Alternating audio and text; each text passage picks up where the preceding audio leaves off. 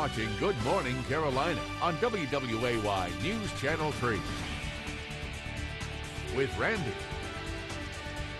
and Tim with your Storm Track 3 forecast.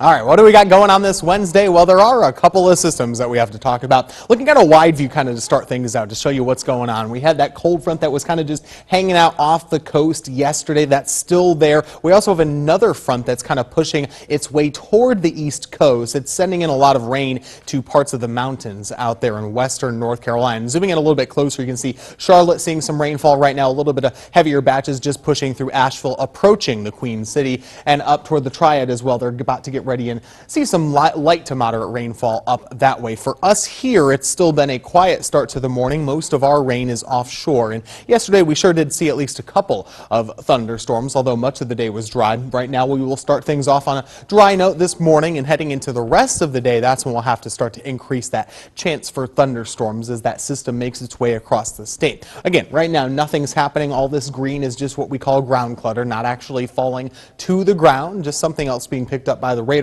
And here's that front I was talking about, just kind of hanging off the coast. But throughout the day, watch what happens. It kind of lifts a little bit farther northward. And in the summertime, you need two things to make a thunderstorm. You need some moisture and you need a spark to kind of ignite that moisture and turn it into a storm. This should act as a bit of that spark today and actually begin to pop up some of those thunderstorms. So by the late afternoon, there are a couple of them out there, and they're putting down some heavy rain locally as well. So you have to be on the lookout for those storms. If you get caught in one, you get drenched pretty good if you don't have your rain gear with you. So definitely keep it with you today. Heading into tomorrow morning, here's what's happening. We see some showers and thunderstorms kind of overspreading. Tomorrow's kind of the wettest day of the bunch as we head throughout the rest of the forecast as that front approaches us. But then as we head into Friday and Saturday, it gets a little bit on the drier side. 86 was our high yesterday. That has been a theme of the month of July with cooler than normal weather. 90-degree days so far this month, only 4, and today is the last day of the month. Check out last year. We had 24 90-degree days in July of 2012, and I put a couple of cities here for this year. Philadelphia,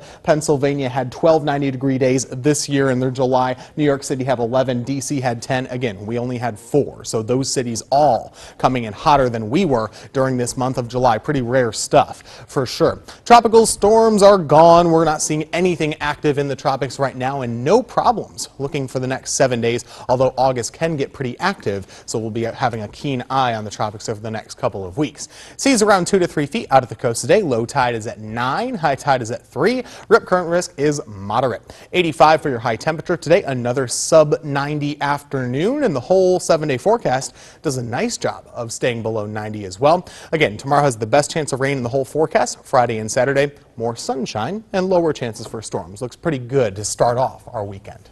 I don't want to talk